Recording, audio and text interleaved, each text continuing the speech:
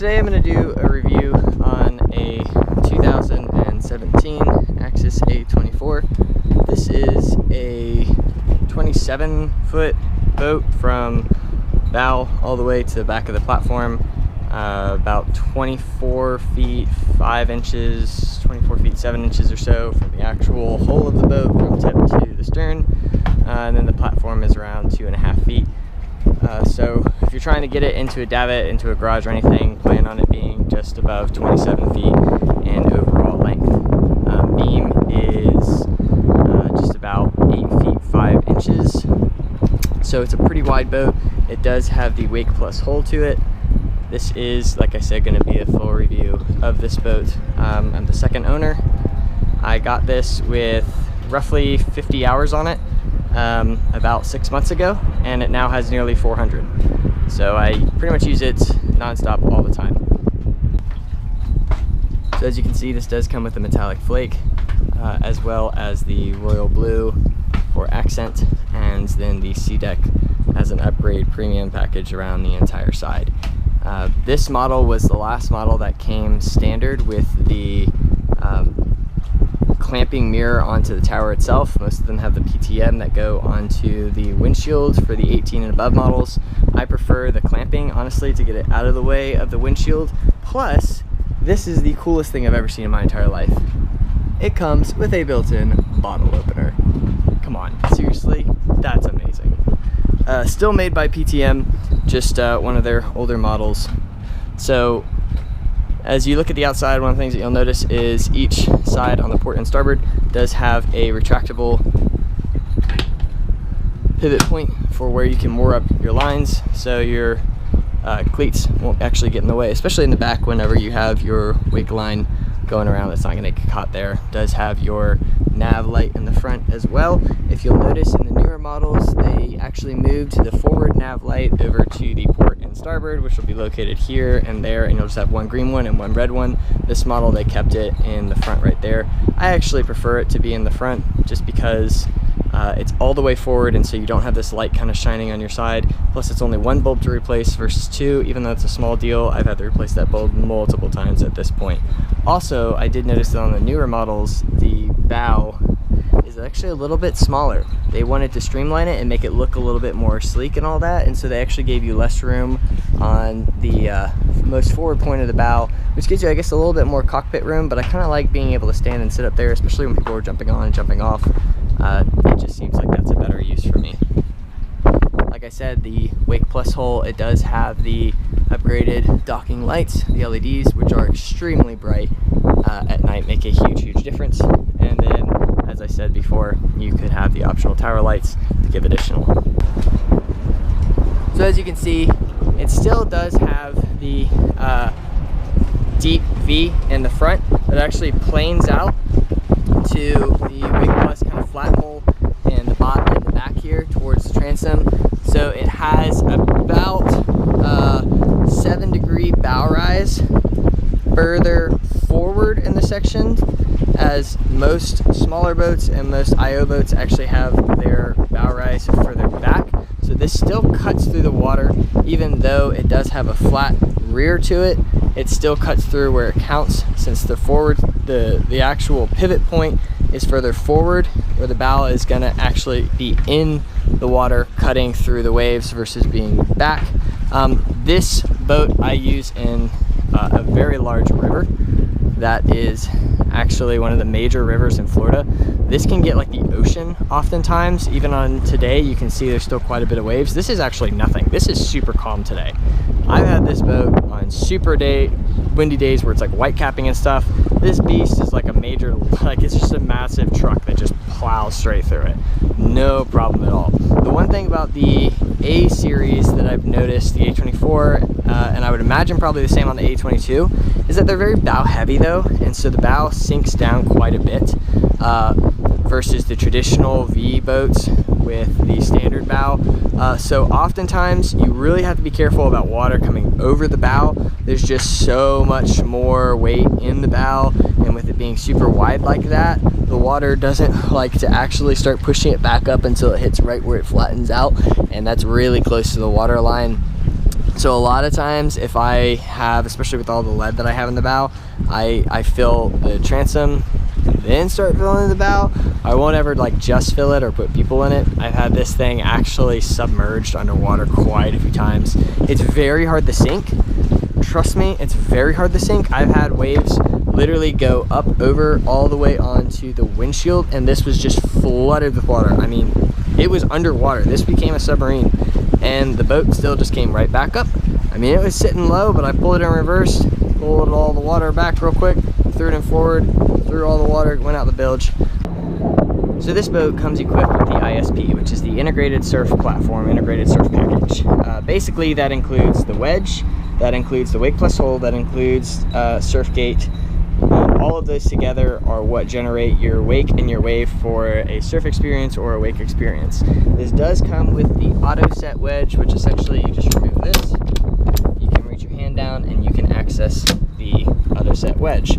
Now the auto set wedge essentially works as a reverse hydrofoil, in which case whenever you drop it, it will set itself to the most resistance as water begins to grab. Laws of physics, pulls down at the highest point and causes the most amount of drag as it lowers the transom of the boat deep into the water. They call it the auto set because it automatically sets itself by the path of most resistance to where water will grab it and pull it down up to 1,500 pounds generated force. They do have a manual set wedge for older models. This is not to be confused with the auto set wedge. The manual set actually goes down, and whenever you see on the side there, it will clip into points on the base of the wedge, and it'll actually lock in place there, so you can have it set to a low position, or I think they had a medium position, but mostly people would just kind of set it all the way down to low. That does not create as much drag. This allows it to flow freely and automatically set itself to, again, the most amount of drag. Now the new options, or I guess the newer boats, 2018 model and above, had the option to have the Power Wedge that came with the Power Wedge 2, eventually upgraded to the Power Wedge 3. That was a Malibu option that was brought over to the Axis line, and so those weren't offered on 2017 models. They only came available on 2018 models. However, you can still get the auto set on the 18 plus models. Most people choose the Power Wedge. I personally, out of my experience, would in fact actually get the Power Wedge. It's so helpful to be able to dial in your wedge specifically for the lift mode, which would allow your boat to get up on plane instead of dragging. Whenever we have this thing full with ballast and people and gas and the wedge down, it is extremely difficult to get this up on plane. I normally throw everybody in the bow just to get it on plane. This does have enough power to do so, it just takes a long time and it wastes a lot of fuel, versus having that lift mode where you can actually use it as a hydrofoil to be able to lift it instead of acting as a reverse hydrofoil to be able to pull it down. So that's about a $10,000 upgrade on the newer boats, and again, it was not an option on 2017, but for the price that I got this boat and the option that it just wasn't worth going with the 2018. A few other upgrades that you'll see, the difference of the 18 models and above is that they have a sliding Skybox seat. Essentially what that means is there's a rail system right here, and the seat would pick up and it would slide one position, slide two positions. Now, even in this model, this does still slide forward. It's actually relatively easy to slide. You just grab and pull, and it slides very easily on this carpet. It's got some soft squish pads on the bottom here, so it doesn't actually damage your carpet. Just leaves a little bit of an imprint, and that will fade out in time. We move it all the time. I like this because you can actually move it as far forward as you want or as far back as you want, versus the ones that are on the sliding Skybox seat, which again is another huge upgrade that you pay for. Either way, I can still slide it. I don't need it to be on a track. So you have a box where you can set your feet still. Underneath this box is the V-Drive. Now inside here, you have access to your fuel tank. You have access to your fuel filter in case you ever need to clean it out, and of course you have your V-Drive and transmission. Now this transmission is a 1.89 to 1 ratio. The newer ones are 2 to 1 ratio. It's a very small difference. It is still a difference, but it has plenty of torque coming off of the transmission there. So basically for every 2 rotations on the prop, it's only 1 rotation on the engine itself. So you're almost doubling everything. This is a 78-gallon fuel tank, And yes, it does burn fuel at a pretty good rate, but you'll notice that it's burning. This is the 6-liter engine, the 409 PCM. So I think roughly under power at full weight with a full crew, surfing speed, you're gonna burn roughly 13 gallons per hour. Not too bad, but also not quite as efficient as some of the M5 DI engines. However, I don't believe the M5 DI engines have enough power or enough torque or enough displacement in the engine to actually do what they should be doing. It's too much pressure on those engines. I'd rather have a bigger block, the 6-liter versus the 5.3 DI, which is only available in the 2019 and above models. This is a proven engine by PCM. It's a 409, as I said, versus some of the newer ones. You can still get it for a 409 or a 450 in the new models, but they're really trying to rev out those Malibu engines, which are great with the intercooled system, but you know, this is still intercooled for the most part. It just doesn't have the front access assembly as the newer models do. So what you can see right here I pulled out is the warming tray. This goes on top of the engine, so if you have vests, if you have shoes, if you have anything that you want to keep warm, or you just kind of want to dry off a little bit, the engine heat will actually disperse off the engine into the tray, keep it really, really warm. This is a great feature. I love this thing. We use it all the time. Could throw ski ropes on there and stuff, that's fine, but I'd rather use it for warming. So the 409 engine, moving on to it, it's actually the exact same as the 450. It's still the 6-liter, it's got the same camshaft, it's got the same displacement. Everything there is the exact same. The block is no different whatsoever than the 450. The difference is PCM put a 409 torque tuning on it, and the 450 has a more performance tune. So essentially, if you could get a 450 tune on the black market or from PCM somehow, you could flash that into the CM and you can turn your 409 into a 450. Good luck finding that flash. I'd love to do it once this is out of warranty, but I got another 5 years on the warranty on this, and so I'm not going to do it right now. I find that the 409 has plenty of power. I would have loved to have the 450. I still want the 450, but this boat just didn't have it, and this boat worked out perfectly for me to get, so I had to make some compromises. The biggest difference that I find in this boat versus the 2018 and plus models is actually the propeller itself. So the engines, either way, 409 you're gonna have enough, 450 you're gonna have enough, but the big difference in performance is gonna be your propeller. This is a 15.5 diameter prop with a 12 pitch, and the newer ones, they went up to 17 diameter props. Big difference there. You really can feel it. And actually the newer models even have an 18 diameter prop for the A24, especially for the M240, 18-inch diameter. That is just going to give you so much more torque. That in accordance with the transmission as well, being a 2-to-1 versus a 1.89-to-1.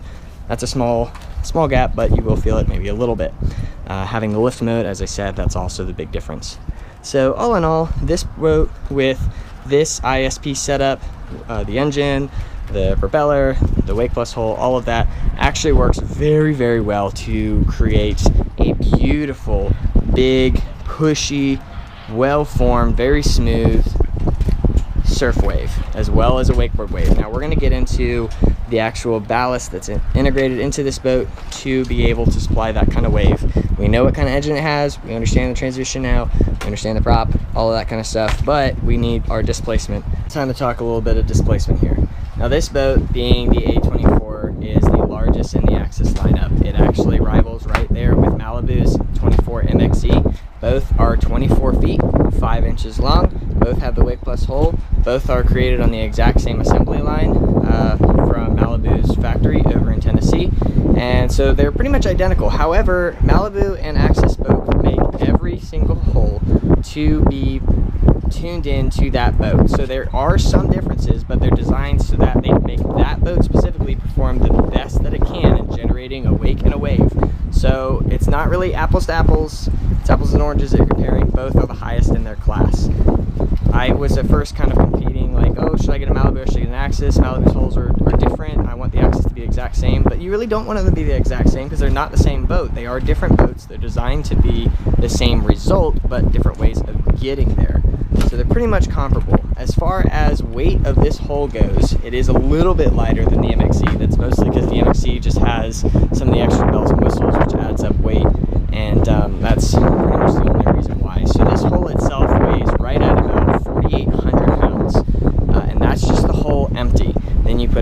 else in there, and then you've got all your gas, you've got all of your peoples, you've got all of your ballast, and in the end you end up generating roughly 12,500 pounds of drag into the water as you are surfing or wakeboarding. 12,500 pounds is a lot of displacement. This hull is designed to be able to, one, move that, but then also generate it right into the sweet spot where you want it. So the way that we get there is essentially the weight of the boat being around 4,800, and then the gas you can put in there, people, and then the actual ballast itself. The ballast options in this boat add up to roughly 4,600 pounds, I believe it is, 4,700 pounds. So you have your hard tanks, which in the Axis model comes with 3 hard tanks and then 3 plug-and-plays. The Malibu comes with 4 hard tanks and 2 plug-and-plays. So you get more plug-and-plays in the Axis versus hard tanks in the Malibu. Obviously everyone wants a hard tank over a plug-and-play, but you know, that's what you're paying for with Malibu.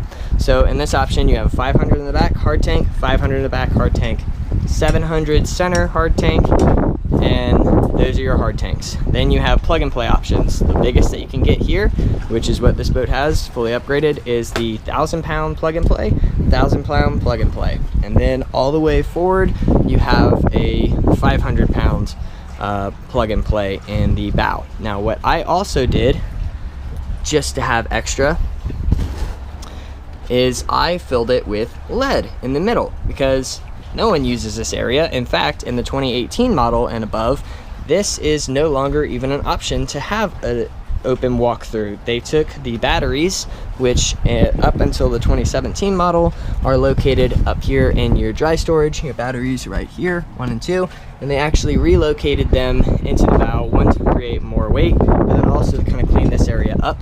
However, whenever they clean this up by moving the batteries, the one thing that I did notice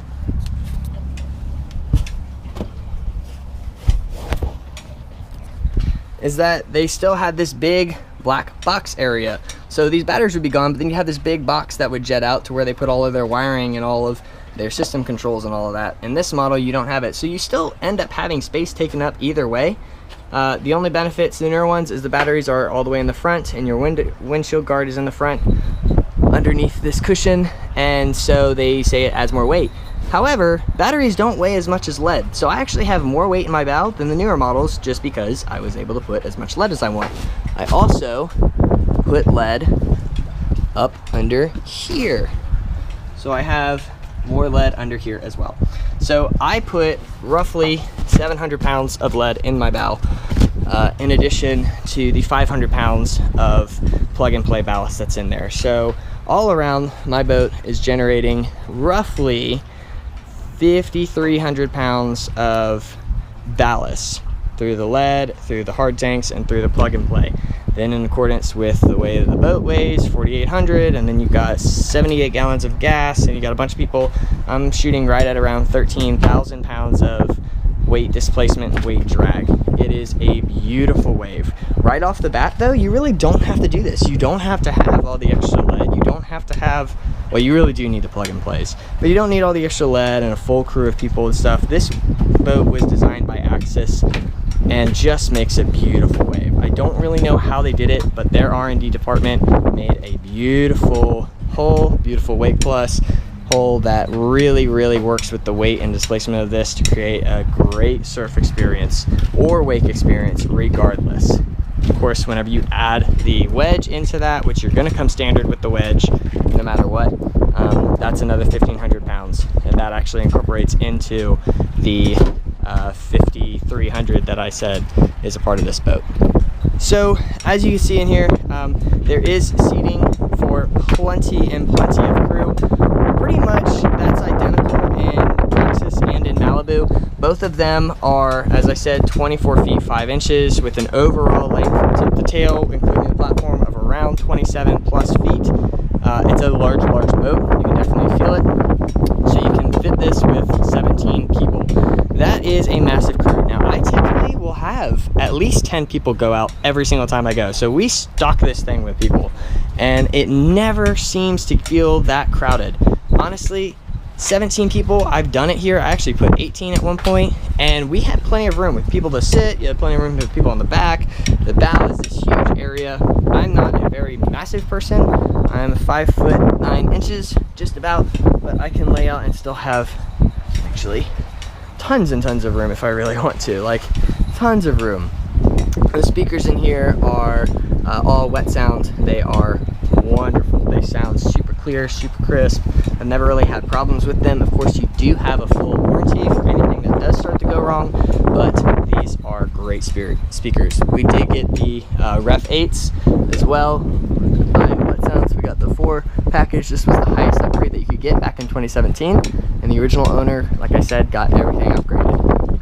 Tons of crisp sound, tons of clarity coming out of here. In fact, all the way with a 70-foot rope in the back, you can clearly hear the sound off these Rev 8s. So moving on into storage of the boat, there is ample storage all throughout in the underlocker, and it even does have pass-through right here. Okay, so storage. So here's the biggest difference that you're going to see in the newer models, 18 plus versus 17 and back, is that the storage is individual storage compartments versus the 18 plus models. They redid this. It's still the same depth, but they actually made it continuously pass through. So the length is still going to be the same for seating. The length is still going to be the same for storage. It's just underneath the seats, they are individual compartments versus one continuous bay.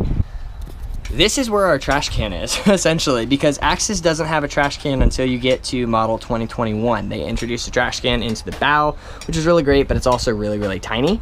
All of the Malibus pretty much have a trash can over on the side here on the port side, but Axis didn't have one. So this became our trash can. We would just throw trash and bottles right here, and with it being its own integrated little area here, and I don't have to worry about trash flowing into other sections. Plus, this is all fiberglass, so you know I can spray it out really easily. This is our trash can. It is amazing. I'm telling you, this is probably the best trash can that you could have, other than the actual Malibu ones. And even then, this is a lot of space to just be able to, like, oh, pop trash in there, pop trash in there, whatever. Plenty of storage back here, though. Again, there is a hole for water to drain through. It'll just go into your bilge, and then your pump will kick it out. You do have pass-through storage all the way into the back. Oftentimes you're not really going to use this because these are going to be full, and so your plug and play bags are going to take in all of it.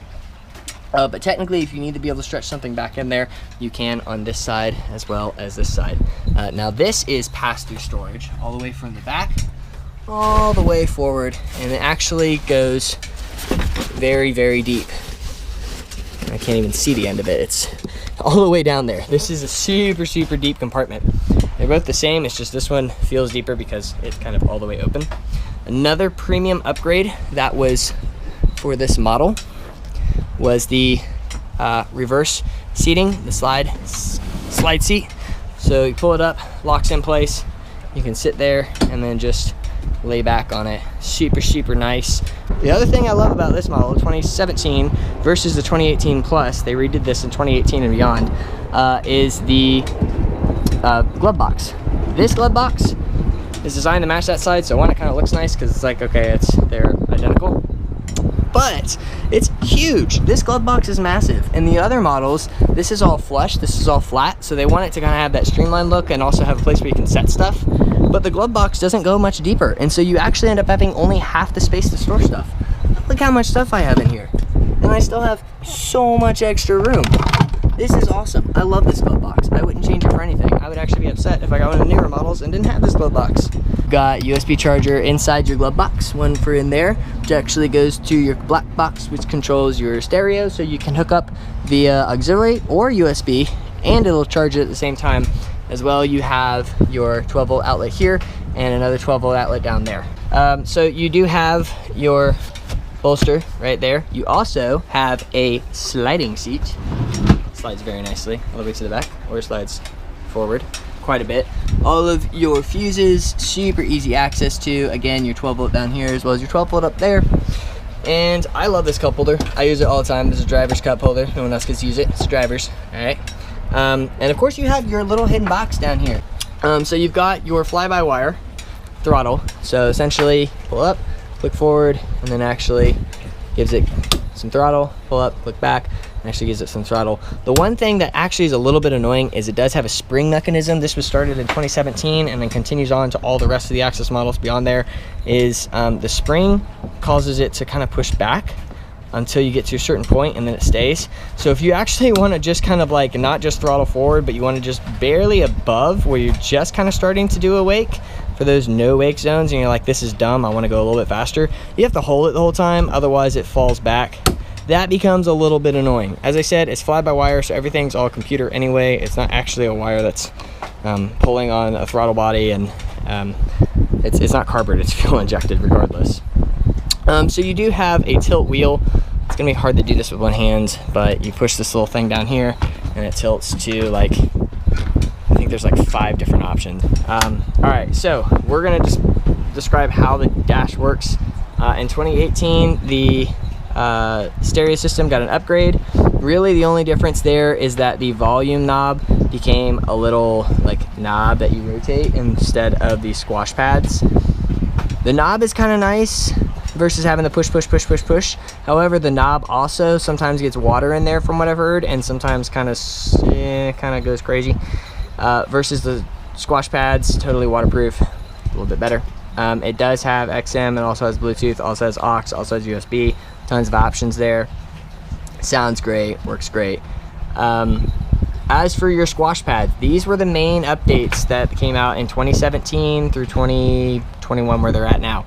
Every other one had the actual flip switch, the billet switches. These are all squash pads. This was a major upgrade. There's some pros and cons to it.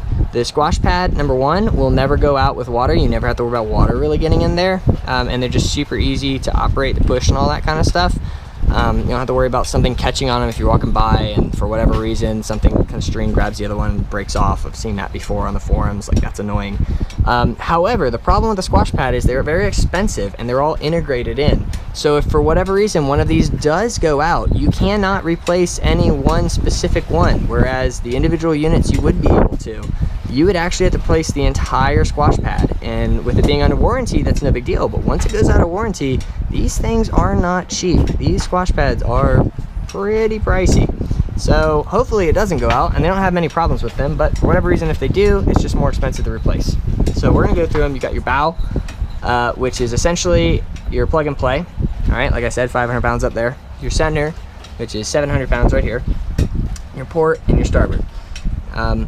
The way the port and starboard work, because this is integrated plug and play plus the hard tanks, is they fill the hard tanks first and then they immediately start flowing into the plug and play. So you don't have to worry about like, oh, I have another button to push to fill plug and play as well, or I just want to fill one and not the other. It's all just, it fills into the hard tank and then it starts to overflow and then it goes into the plug and play right on top. Now, you don't have, like your Malibu, you don't have your big screen which will show you percentage of full and all that kind of stuff. Basically what's going to happen is whenever, for the bow, when the seats actually kind of pop out, which they will, because the bag will actually push against them and pop them out a little bit, you know it's full, but then most importantly, it will actually flow over from those holes right there. So it'll just start pouring out the side and you're like, oh, hey, my bow is done because it's overflowing. You don't want to leave these pumping dry. So 2 things. One, whenever it is done, turn it off. You don't want to burn out your pump. They will actually burn out. The seals in the inside will burn out. They'll start overheating.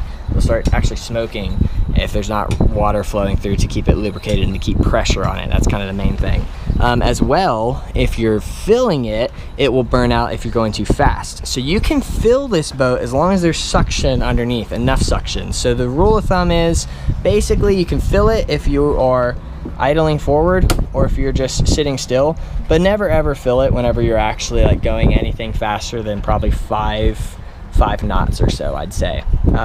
Otherwise it's just not going to get suction and you're actually creating an air pocket down in there, and then your pumps are just running air and they're going to burn out. It takes roughly, I want to say around 8 minutes to fill the entire ballast. So moving back to the squash pad, we're done with this side, we're going to go to this side. So you've got your heater. This was an upgrade. You can have up to 5 heaters on any boat. I believe that also includes any boat in the Malibu line. Once you go over that, you start losing some of that heater pressure, and you also start losing just some of the heat because it's been dispersed by so many different times. This boat, the 2017s, all have one down here for the driver, so the driver gets their own independent heater. And then as well, you've got your hose heaters. So open up, pull out, and the hoses will stretch quite a ways. Not super far, but it'll stretch all the way to the bow, and these two will stretch all the way to about these seats.